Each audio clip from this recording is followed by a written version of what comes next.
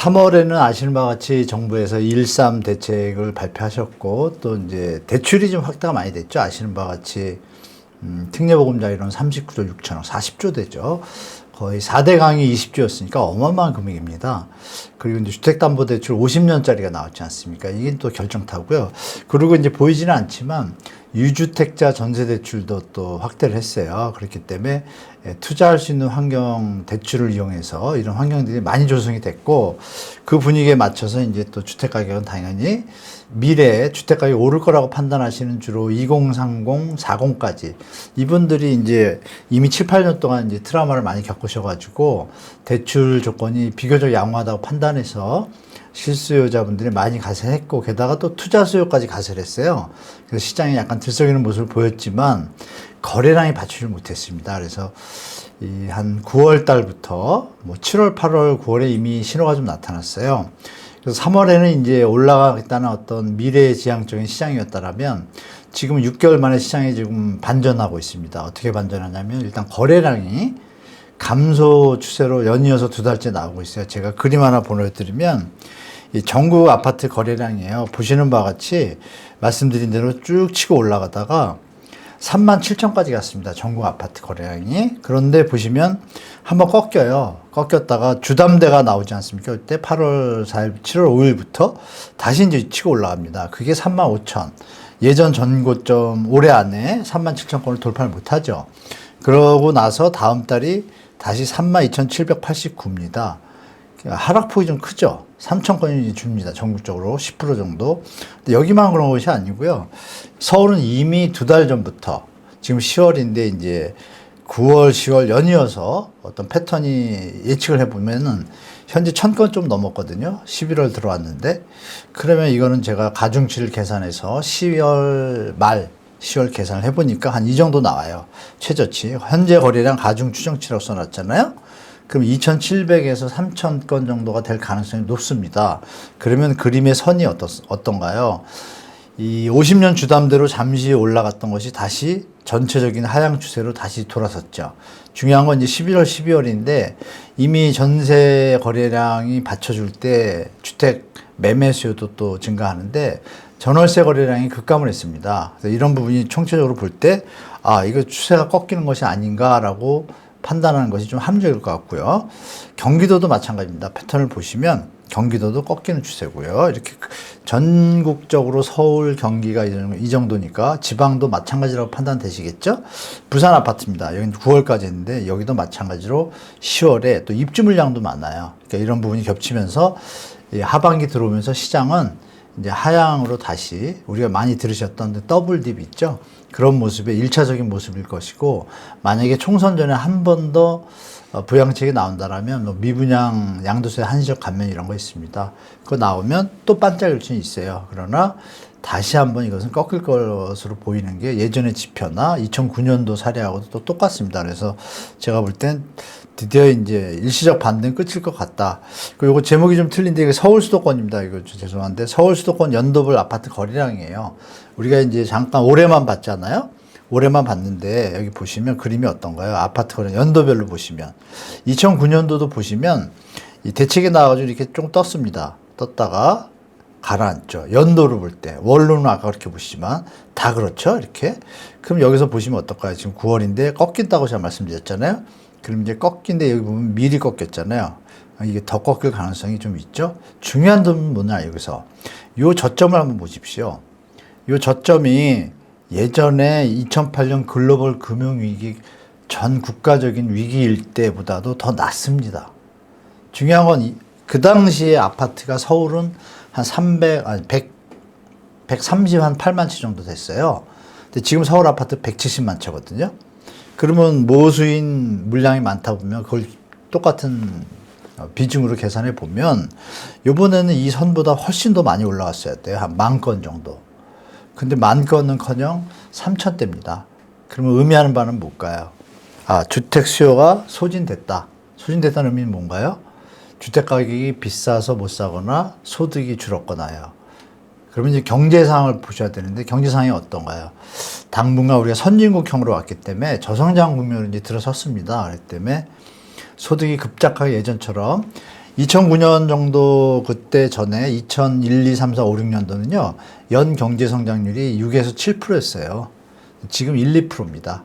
그러니까 도저히 거기다 결정적으로 또 금리가 좀 고금리가 또 추세가 이어지지 않습니까? 그렇다면 우리 시청자분들께서 상식적으로 생각하실 때 금리가 2%였다가 4%면 주택을 살 때 부담이 2배 늘어나잖아요. 근데 그 부담액이 우리나라 실수요자, 잠재수요자들의 생활 소득하고 가처분 소득이라고 그러죠. 그걸 계산해 보시면 금리가 올라가면 이자 부담을 능력이 반으로 줄잖아요. 그럼 주택 가격이 반으로 내려오지 않는 한 주택 거래 시장이 유지되기는 쉽지 않겠죠. 그러니까 이렇게 전반적인 상황을 볼 때 제가 볼 때 향후 시장은 이제 중장기적인 하향 추세로 들어가는 초입이다. 지금이 그렇게 보시는 게 맞을 것 같습니다. 물론 정부가 정책을 또 써서 잠시 또 올릴 수는 있겠지만 그 추세는 오래 갈 수 없다. 이렇게 보시는 게 좀 합리적인 좀 판단인 것 같습니다.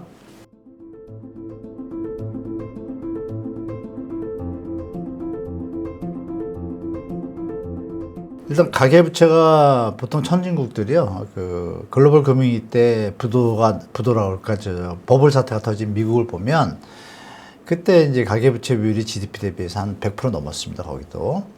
그리고 일본도 마찬가지였고, 뭐 이런 부분들이 공통적으로 볼 때 전 세계 논문이나 경제학자들이 그 이론상으로 정립한 부분이 뭐냐면 GDP 대비 가계부채 비율이 80%를 넘었으면 경제에 이제 부담이 된다. 그 얘기 뭐냐면은 부채가 많으면 그 이자로 지출한 돈이 많아지면 쓸 돈이 적어지잖아요. 그만큼. 그 얘기는 뭐예요? 소비가 그만큼 줄잖아요. 근데 이게 시간이 가면 갈수록 어떻게 될까요? 이자가 줄지는 않잖아요. 갚을 때까지. 이 기간이 오래된다는 얘기죠. 보통 뭐 1년짜리 대출 받지는 않잖아요. 20년, 30년. 이 현상이 오래 지속되면 어떻게 될까요? 경제 활력이 정말 좀 안 좋겠죠. 그런 부분에서 수출도 있지만 내수도 한 40% 이상 차지하니까 이게 안 받쳐주면 전체적인 경제 성장은 좀 쉽지 않습니다. 그러면 이런 부분에서 볼 때 가계부채를 전 세계가 그 이후에 좀 주택가에 많이 올랐던 선진국들이 다들 80%, 70%대로 지금 긴축을 다 거쳤어요. 그 과정 속에서 우리나라처럼 특례보금자리나 뭐 50년 주담대 이런 거 한 나라가 아무 데도 없습니다. 그 얘기 뭐냐면 너무 과도한 유동성 코로나 때문에 돈이 많이 풀렸기 때문에 물가 상승이나 인플레이션의 압박이 결국은 소비 침체로 올 거고 감소로 그 부분에서 이자율이 올라가는 과정 속에서 좀 안 좋은 상황이 도래하기 때문에 가계부채가 좀 어떤 임계점을 넘어서게 되면 이게 도리어 이제 큰 또 경제의 어떤 시스템을 깨트릴 수 있는 어떤 위기가 될 수가 있어요. 그래서 전 세계가 선진국들이 다 지금 70, 80% 선으로 낮추고 있습니다. 낮추고 있는데 대한민국은 도리어 올해 증가를 했습니다. 작년에 10월 그 레고랜드 사태 이런 거 있으면서 잠시 이 국민들이나 이제 수요자들이 이거 가계부채가 심각하다 판단해서 금리도 많이 올랐죠. 다들 대출도 갚고 좀 긴축으로 돌아가는 중에 정부가 대책을 던진 바람에 잠시 좀 뭐랄까 인위 조작적인 공개 조작 정치라 그러죠. 이런 거를 공개적으로 조작을 해가지고 주택가격을 지금 떠받치고 올려왔는데 거기에서 빚어지는 가계부채의 증가가 지금 소비를 억누르고 있어요. 그러니까 이런 부분이 자영업자 연체율은 증가하고 있고, 그러니까 이런 부분이 금리가 인하될 거라는 어떤 예측을 했던 것 같아요, 정부에서는. 그러나 그거는 사실 희망사항이죠. 그 경제 공부를 좀 하신 분들은 뭐 저도 그렇게 생각하지만 이 고금리가 경제 위기, 다 같이 막 어려운 상황이 되는 그런 시기가 되지 않는 한은 금리를 낮출 수가 없습니다. 미국의 모든 지표들이 그렇게 나타내고 있고, 풀린 돈의 어떤 유동성 때문에 여기서 금리를 낮추면요, 폭발합니다. 미국도. 근데 미국의 GDP 대비 가계부채가 지금 80%선 밑으로 거의 내려왔기 때문에 그나마 좀 나아요. 근데 대한민국 그게 아니지 않습니까? 그러니까 부담이 더 크다는 얘기예요. 그래서 지금 제가 볼 때 현재 가계부채는 뭐 이게 잘 갈 것이다 이렇게 예측하시면 안 되고요. 제가 볼 땐 분명히 조그맣던 크던 어떤 위기나 어떤 리스크 형태로 한번 다가올 것이다. 그 조정이 있어야 또 우리가 밥을 많이 먹으면 배탈이 나거나 이러면 좀 쉬어야지 이게 다시 먹을 수 있잖아요. 뭐 그런 거랑 자연의 법칙이라고 생각하시면 될 것 같습니다. 너무 과다하면 당연히 조정기간이 있게 되거든요. 가계부채가 너무 과다합니다. 그래서 이 부분이 제가 볼 땐 조정으로 들어갈 시기, 이때 아마 가계부채 문제를 최대한 정부가 애를 쓰겠지만 좀 전체적인 경제에 조금 하방 요인이 될 것 같습니다. 그때 부동산 시장도 하방 압력을 좀 받을 것 같습니다. 네.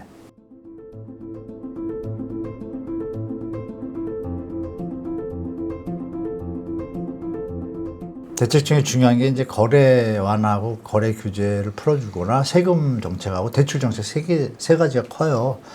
그 세 가지 중에 이제 대출이 제일 크죠. 근데 뭐 금리도 있고 그때그때마다 비중의 어떤 편차는 있지만 지금 대출 확대를 했는데 효과를 봤죠. 시장에 봤는데 그것이 이제 자연적인 소득 증가나 또 부담 능력이 안정적인 선에서 이루어진 거라면 문제가 없겠는데 지금 좀 무리들을 하셨거든요. 그래서 금리 예측을 잘못하신 거예요. 쉽게 말하면. 그리고 또 금리가 올라가더라도 집값이 20% 더 오르면 되겠지라는 두 가지의 어떤 긍정적인 신호를 예측하고 이제 시장에 많이 뛰어들었지 않습니까? 그런데 가계부채의 심각성이 어디에서 이제 나타나냐면 소비 감소가 나타나니까 정부가 화들짝 놀란 겁니다. 이 소비 감소가 아까 말씀 올린 것처럼 한 번으로 끝나는 게 아니라는 얘기죠. 이게 경제 시스템 자체의 변화를 가계부채가 짓누르고 있기 때문에 이 현상은 지속적으로 갈 수밖에 없구나를 판단한 거죠. 특히 정부가 한국은행에서 이 부분에 대해서 계속 얘기를 하지 않았습니까? 통화정책이나 재정정책, 재정정책은 정부가 하는 거잖아요. 돈을 풀거나 이렇게 대출을 풀어주거나, 통화정책은 이렇게 인플레이션이 높거나 물가 상승 압력이 높아서 어떤 경제 시스템 문제가 있으면은 금리를 조정해서 유동성을 조정하는 거잖아요. 물가가 높으면 국민들이 쓰는 돈이 어떻게 돼요? 또 줄잖아요. 그러니까 이게 두 가지 악재들이 미스매치가 되면 경제가 혼돈에 빠지게 되거든요. 그런데 지금 상황이 어떠냐면 예를 들어 미국처럼 좀 기반이 되거나 가계부채가 적은 상태였으면은 이런 것들의 정책이 들어오면 부동산으로 인해 가서 자산이 늘어난 분들이 소비가 늘어나요. 근데 우리는 그게 아니고 다들 지금 빠져나오려는 분들과 무리해서 사시는 분들, 조금 정상적인 상태의 매도와 매수가 아닙니다, 지금. 그 얘기 뭐냐면 가격의 어떤 수준이 시장의 평균점이나 안정적인 선을 지금 오버슈팅 했기 때문에 이런 현상이 벌어지고, 그러면 대출로 받쳐줬는데 그 대출 액수가 계속 늘어나는 원인이 가계 주택담보대출뿐이 아니라 자영업자들의 어떤 추가 대출, 기업 대출의 연체율, 이 모든 가계기업 정부에서 정부 빼고 가계기업이 지금 가계부채 비율이 심각한 수준을 넘어섰는데 이거를 이제 잘 못 느끼시는 것 같아요. 젊은 분들이. IMF 수준입니다. 100% 넘었기 때문에 심각한데 5060이 요새 그 왜 집을 3030보다 안 사잖아요. 그 왜 안 사겠어요? 뭐 보도에는 2030 뭐 대부분의 매입을 갖다가 대부분을 차지해서 뭐 광풍이 분다고 하는데 다시 한번 이쪽 면에서 생각해 볼까요? 5060이 돈이 더 많을까요? 2030이 더 많을까요? 자, 이 상반기 거래량을 보시면 역대 거의 최저치입니다. 근데 이 상반기의 거래량의 63.4%, 거의 65%를 2030, 40이 매입을 했어요. 그럼 50, 60, 70이 지금 자산이 대한민국 가계 중에서 제일 많은 세대인데 왜 안 샀을까요, 여러분? 그걸 냉정하게 판단하셔야 됩니다. 그러니까 이런 부분에서 볼 때 이 가계부채의 심각성이 이 젊은 분들은 잘 모르지만 이 기성세대는 이미 알고 있다는 얘기고요. 그리고 정부가 태도를 이렇게 바꾼 이제 결론적으로 와서 왜 바꿨냐? 이것을 이대로 유지했다가는 시스템의 어떤 요인들, 가계나 대출이나 기업이나 다 문제가 생기는 거예요. 기업 입장에서 소비가 줄면 어떻게 돼요? 뭐 다 아시겠지만 소비가 줄면 매출이 줄잖아요. 줄면 어떻게 돼요? 돈을 줄여야죠. 들어가는 돈을. 노동을 줄여요. 인건비를 줄이겠죠. 원가는 어떻게 할 수가 없으니까. 뭐 원가도 줄이겠죠. 저절로. 그러니까 인건비 줄이는 게 제일 크지 않습니까? 고용이 줄죠. 그러면 당연히 내수가 또 줄죠. 악순환의 시작이에요. 이걸 이제 정부가 캐치한 것 같아요. 급하게, 그러니까 애초에 지금 시기에 전 세계가 우리나라처럼 이렇게 대출을 확대한 나라가 없었어요. 그러니까 애초에 정책 자체의 방향성이 좀 잘못됐다고 판단됩니다. 물론 건설사 위기론 때문에 그게 제가 볼 땐 코스프레예요. 왜냐하면 건설사가 망하면 금융사가 망해서 나라가 망할 것처럼 어떤 약간의 공포심리 경제 이론을 던지면서 건설사 지원에 들어갔잖아요. 그러면 생각해보세요. 건설사가 지금요, 냉정하게 보실게요, 여러분. 건설사가 우리나라 GDP에서 차지하는 비중이 있습니다. 속칭 뭐 꼰대라고 하잖아요. 기성세대, 저도 뭐 그쪽에 가깝지만 저보다 더 위에 분들은 건설에 종사하거나 건설로 주택 경기와 어떤 경제 성장률을 높이는데 좀 꽂혀 있었어요. 쉽게 말하면 20%에서 25%가 GDP를 차지했어요. 그러니까 경제 성장률을 높이려면 건설 산업을 좀 부양하면 경제 성장률이 올라갑니다. 0.2, 0.5 이렇게. 근데 지금은요, 그 건설 경기, 우리나라 좀 경제가 좀 대국화되다 보니까 선진국, 그 비중이 5.8%밖에 안 됩니다. 놀라실 거예요. 건설 경기가 마치 우리나라의 모든 사람을 이끄는 걸로 착각하시면 안 됩니다. 그거 다 망해도 대한민국 멀쩡합니다. 그런데 이 부분에 모든 국민의 세금이 올인이 돼서 그것이 정상적으로 뭐 어떤 나중에 회생할 가능성이 있는 건설사다 그러면 이해가 돼요. 주택가격이 높아가지고 거래량이 안 받쳐주는데 가계부채를 일으켜가지고 이렇게 갔다 가보니 지금 상황이 벌어진 거죠. 그러니까 결론적으로 이거 처음에 첫 발을 잘못 내딛고 넣었구나라고 판단한 것 같아요. 한국은행 총재는 계속 얘기를 했었고 정부는 그러고 싶지 않았고, 그리고 정확하게 스탠스가 지금 우리가 F4라고 하죠. 금융수장을 F4 회의라고 하는데, 기획재정부 장관, 금융위원회 위원장, 금감원 원장, 그리고 한국은행장 넷이 모여서 회의를 하면 이게 F4 회의인데요. 올 봄부터 여러 번 했습니다. 여러 번 했고 최근에도 했습니다. 근데 그때 나온 얘기가 이겁니다. 이 부분입니다. 말씀하신 대로 가계부채가 심각하다. 이제 바꿔야 된다. 대출은 이런 얘기들이 많이 오갔겠죠. 근데 계속 안 그런다고 좀 버틴다는 표현은 그렇지만 아니다라고 강변하면서 왔던 이 F4가 7월부터 바뀌기 시작합니다. 워딩이. 특히 추경호 장관이 이런 얘기를 합니다. 최근에 부동산을 상각시, 매각시 어떤 상황이 벌어지는 데 대해서 경각심을 가져야 된다. 매각했을 때 가격이 내려가면 손해를 많이 보잖아요. 이분을 돌려서 얘기했지만 결론은 뭐예요? 경각심을 가지라고 추경호 장관이 처음 얘기한 거예요. 제대로. 그리고 금융위원장은 뭐라 그래요? 가계부채에 대해서 심도 있게 규제의 어떤 대출 완화로 벌어지는 문제를 미리 차단하는 예방적으로 대처해 나가겠다. 대출 늘리지 않겠다는 얘기예요. 네 명이 다 똑같은 얘기를 했어요. 바뀐 이유는 뭐예요? 제가 말씀드린 대로 이게 과도한 가계 대출은 결론적으로 국가 경제를 수렁으로 빠뜨린다는 걸 알고 있었지만 이렇게 빨리 지표로 나타날 줄은 몰랐었죠. 나타나니까 바로 급선회한 겁니다. 그렇게 보시면 될 것 같고, 특히 이런 정책 때문에 환율이 요동을 쳤잖아요, 여러분. 금리는 못 올리니까, 그죠? 이런 모든 복합적인 거를 이제 정부에서도 더 이상 가다가는 진짜 연말 가가지고 연초를 높아져 난리 나면 어떻게 될까요? 이 정부는 할 말이 없게 돼요. 그러니까 정부 안에도 이제 경제 정책을 담당하는 분들이 계실 거 아니에요? 그분들이 봐도 이건 아니다 싶으니까 스탠스를 다 바꿨습니다. 그러면 이제 우리는 좀 깨닫게 되는 거죠. 그동안 우리가 생각한 것처럼 왜 이렇게 풀어줄까 했던 것들이 현실화된다. 그럼 바뀌었구나. 이제 제자리로 돌아가는구나. 그럼 시장은 제자리로 가고 있구나. 이렇게 판단하는 게 좋을 것 같습니다.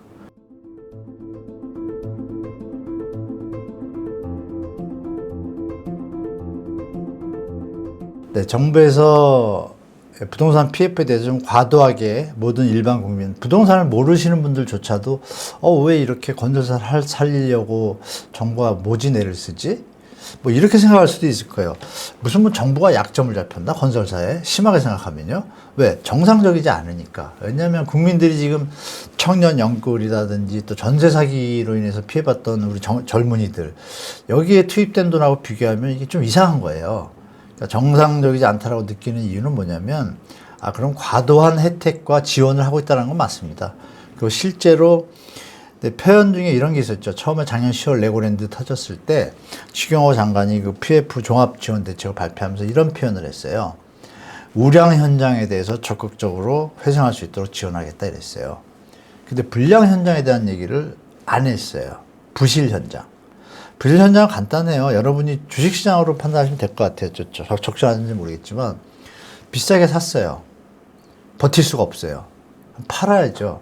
우리 국민들은 반대 매매해서 자유시장 기본 원리에 입각해서 정확하게 정산이 돼요.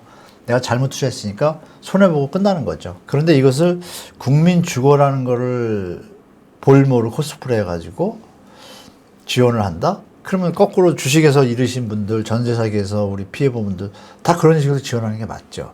좀 아니잖아요. 그럼 왜 그런가? 건설사들이 여러 군데가 있는데 한 군데가 터졌을 때 그 여파를 생각하는 거예요. 그러니까 정부의 입장인 거예요. 제가 드린 말씀은 한 군데가 터지는 것이 아니라 여러 군데가 터지면 금융위기가 올 수 있다. 더 큰. 이렇게 얘기를 하는 겁니다. 근데 제가 아까 말씀드렸잖아요. 건설사의 GDP 대비 비중이 예전 같지 않다. 전혀 문제 없다. IMF도 우리나라 잘 버텼어요. 그러니까 정부의 어떤 표현은 정당성이 좀 부족한 거예요. 그러면 그 왜 그럴까요? 선거 때문에 그렇습니다. 제가 볼 때. 선거 전에 경제에 문제가 생기면 뭐 총선이든 대선이든 그 경제가 문제 생긴 그 당시의 집권 다수당은 뺏기게 돼 있어요. 그러니까 정치하는 양반들이 국민을 생각하고 국가와 경제를 생각하는 게 아니라 지들 밖으로 생각하는 겁니다. 뭐 좀 표현이 과격해서 죄송하긴 하지만 그건 뭐 제가 말씀 안 드려도 이제 우리 국민들이 요즘 유튜브 발전하다 보니까 다 이제 대충 아시잖아요. 그러니까 지금 PF 문제가 쉽게 해결되지 않는 선을 넘어섰어요. 왜 넘어섰냐면 작년에 이미 예를 들어서 부실 현장이 됐다고 가정할게요. 제2금융기관이 채권자예요. 그 이자를 내야 되는데 못 내요. 못 내고 밀리니까 어떻게 돼요? 정부가 지원을 해줬잖아요. 근데 요번에 최근에 나온 대책은 정말 또 황당합니다. 지원을 해주는데 어떤 형태냐? 이자를 나중에 받겠다는 거예요. 그러면 그 현장이 살아난다는 완전한 어떤 증거나 예측이 가능한가요? 전혀 없습니다. 더 어려워질 수도 있다고 보겠죠. 그러면 채권회사 금융기관 입장에서 어때요? 이자도 못 받고 있고 사업이 될지도 안지도 모르겠고 그냥 채권 회수를 하는 게 나아요. 근데 그걸 정부가 한 1년 동안 막아온 거예요. 제가 볼 때. 뭐 대주단 얘기 많이 드렸잖아요. 공동대주단, 공동대처. 자기네 혼자서 힘이 없으니까 공동으로 해서 여유 있는 기관이 좀 도와줘서 뭐 이런 건데 현장에 대한 사업성을 분석하고 이건 도저히 못 살리겠다 그러면은 손을 놔야 될 거 아니에요. 근데 정부가 그걸 리딩을 했어요. 터지지 않게. 근데 지금 와서는 어떻게 돼요? 암만 정부라지만 금융기관 입장에서 자기가 망하면 뭐 끝이잖아요. 우리가 살아서 여러 가지 논리나 이론을 피우면 뭐예요? 죽으면 끝이에요. 그건 의미가 없어요. 그런 것처럼 금융기관의 목적은 존립이지 않습니까? 수익을 창출하고. 수익이 정부의 어떤 정책 의지에 따라서 가다 보니까 망하게 생겼어요. 금융기관이. 그게 이번에 벌어진 청담동 PF 부실 사태의 디폴트 100% 아직은 안 났는데 거의 100%에 가깝습니다. 새마을금고가 1순위거든요. 여러분 뭐 1순위, 2순위 아실 텐데 그럼 1순위면은 채권 확보가 되는데 왜 빠지려고 그럴까요? 이자를 못 받는 거예요. 정부가 이자를 후취해버리니까 그게 좀 문제가 되는 거예요. 거기다가 새마을금고 자체에 지금 현장들이 좀 문제가 터지고 있지 않습니까? 그 부분에서 지금 유동성이 부족해서 아시죠? 여러분 뭐 새마을금고 특판 8% 완판 최근 기사예요. 또 얼마 전에는 10%짜리 나왔고 12%짜리 나왔습니다. 어마어마하죠. 그럼 왜 12%짜리 예금 적금을 판매할까요? 새마을금고가. 금고에 돈이 없는 거예요, 지금. 100% 돈이 없다고 하는 게 아니라 모자라다는 얘기죠. 뱅크런이 날 수도 있기 때문에 돈을 자꾸 회수를 해야지 유동성을 확보하지 않습니까? 그 부분이 부족하다고 판단되니까 청담동 PF에 있는 채권을 그냥 회수하겠다는 겁니다. 왜? 만약에 이게 사업이 잘 돼서 분양 계약금 잘 들어오고 이러면 문제가 없죠. 근데 보니까 아닌 것 같거든요. 자, 상징성이 있습니다, 여러분. 청담동이에요. 청담동이 사업을 못한다? 그럼 다른 데는 어떨까요, 여러분? 좀 유치되잖아요?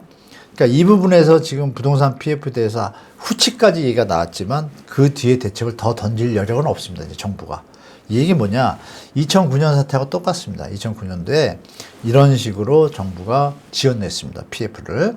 그때는 미분양이 16만 원이었어요. 지원을 했는데 전체를 다 못 살립니다. 그때는 이미 투명하게 했어요. 그나마 MB정부 때인데 뭐라고 했냐면은 분양가를 10에서 20% 낮추면 지원을 해주겠다는 조건이 있었고 그러면 낮춘 상태에서 이 실수요자들이 그걸 살 수가 있잖아요. 분양가 좀 싸지니까 그럴 때 실수요자들한테 대출을 늘려주겠다고 한 거예요.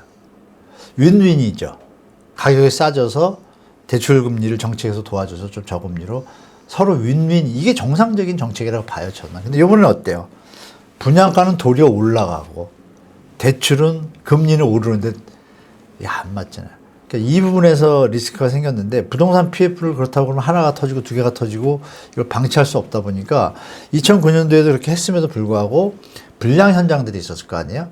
이 현장들도 어떻게 이어가다 결국은 버티다가 2년 뒤에 다 터집니다. 보통 1년 반에서 2년 뒤에 터져요. 버티다가. 그 당시에 우리 2030 사고는 또 잘 기억 안 나지만 기성세대 분들은 잘 아실 거예요. 11개 상호저축은행이 다 부도가 났습니다. 어마어마한 일입니다. 이거는. 부산상호저축은행, 3호 상호 정말 큰 저축은행들이었어요. 이 저축은행들이 제1금융으로 들어올 정도로 예산도 많고 자산도 많은 그런 은행들이 11개가 부동산 PF 때문에 다 자빠졌습니다. 그때 피해 본 분들 많거든요. 자, 지금도 비슷해요. 지금은 이제 저축은행은 그나마 그때 리스크 때문에 조금 리스크 관리를 하면서 현장에 브릿지론이나 PF를 했는데 증권사하고 캐피탈, 수협, 신협, 농협 뭐 이런 데 있잖아요.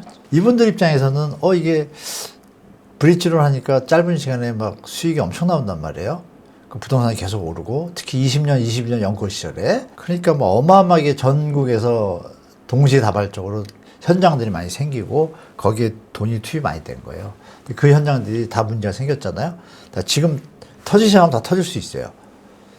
그러면 주택시장도 좋게 얘기하면 안정, 나쁘게 얘기하면 폭락했었을 거예요. 근데 그거를 방치하기에는 너무 크다 보니까 제가 볼 때 너무 속도가 빨라서 완화시켜야 되는 건 맞아요. 정부가 정책을 썼는데 좀 오버슈팅한 것 같아요. 적정선에서 끊어줬어야 되는데 불량 현장에 대해서는 어떻게 하겠다라는 가이드가 없어요. 그리고 지원을 하거나 매입을 할 때 뭐 이런 얘기 아시잖아요. 토지 신탁하고 일부 건설사들이 문제가 있는 것들을 정부가 LH나 이런 데를 통해 가지고 매입을 했어요. 지원을 줄 때. 근데 시세가 1억짜리를 갖다 1억 2천에 왜 국민 세금으로 매입을 하죠? 두들겨 맞았습니다. 그러니까 형태가 PF 지원이 MB 때처럼 투명하고 국민과 건설사도 국민도 도움이 되고 건설사도 수익은 줄지만 살아날 수 있잖아요. 부도가 안 나고. 그럼 다음 기회가 있잖아요. 그런 형태로 이번에 진행된 것이 아니라 이번 PF는 가게, 국민들한테 건설사의 이득은 챙겨주고 부실은 넘기는 형태로 PF 지원이 됐기 때문에 힘이 약한 거예요. 지속성도 약하고. 그 전에 그랬음에도 터졌으니 지금 어떨까요, 앞으로? 그래서 제가 볼 때 부동산 PF 문제가 지금 수면 아래에 있지만 아마 내년쯤에는 정부도 어떻게 할 수 없을 겁니다. 내년에 들어서면 정부가 도와줄 수 없는 단계에 들어서게 돼요. 왜냐하면 고금리이기 때문에 신용등급 트리플 A인 건설사들은 그 건설사들 중에 아시잖아요. 최근에 부채 비율이 480%인데 물론 이건 이제 분양이 잘 되면 되는데 분양이 서울을 빼고는 잘 되는 데가 없거든요. 그러면 그것이 터질 가능성이 또 있잖아요. 그러니까 그 회사가 큰 회사인데 대놓고 이 워딩이 여러분들이 잘 생각해 보셔야 돼요. 대놓고 우리가 망하면 우리 밑에 등급의 건설사들은 다 망한다. 이거 뭐 정부와 국민을 협박합니까? 아주 웃기는 얘기를 합니다. 이게 지금 건설사 일부 토건족들의 아주 안 좋은 습성이에요. 자기들이 사업을 판단을 잘못했으면 책임을 져야죠. 근데 그런 부분을 정부가 가이드를 명확하게 안 주고 하다 보니까 이건 지연될 뿐이지 결국은 저는 정리는 될 것이다 라고 보고 있고 정부가 원하는 대로 금리가 갑자기 1, 2%대로 내려와서 부동산 시장이 살아나는 일은 당분간 없기 때문에 그 유효기간이 3년인데 3년까지 못 버티거든요. 건설사들이. 현재 유예된 거 후치 때문에 지금 버티고 있는 거예요.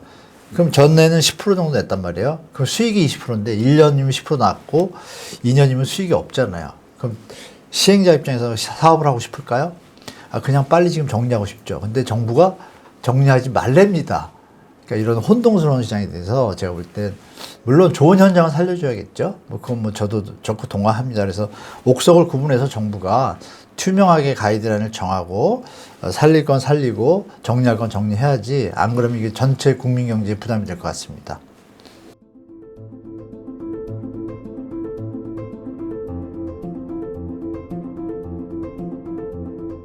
네, 현 정부의 부동산 정책은 점수나 학점으로 표현하면 저는 개인적으로 C라고 봅니다. C 수준이고 왜 C냐면 그 부동산 PF를 선제적으로 빨리 한 것은 잘했어요. 잘했는데 도와주는 정도가 지나쳤기 때문에 다른 문제를 유발시키니까 B가 될 수 있었는데 C가 된 것이고 또 양도세 중과라든지 이렇게 무리한 어떤 거래 규제 대책들 이런 것들을 어느 정도 푼 거는 잘했어요. 그런데 투기까지 조장할 수 있는 대책까지 나와버린 거예요. 또 못했어요. 그 부분에서 저는 뭐 C 정도가 맞지 않을까. 그래서 아쉽다. 특히 조금 보수적으로 본다면 F입니다. 보수적으로 보면. 왜냐하면 대출 늘리면 안 됐어요. 대출 늘린다는 건 국가 경제에 도움이 안 되고 국민한테 도움이 안 되고 투자하신 분이나 투기꾼한테 도움이 되고 건설사에 도움이 되는 거예요. 그럼 이게 국가를 정책을 이끄는 입장에서는 전 국민을 대상으로 정책을 가야 되는데 그 부분을 볼 때는 F라고 보이고요. 건설사나 투자자 입장에서 보면 A겠죠. A 뿌리겠죠. 뭐 이렇게 판단하겠습니다. 예.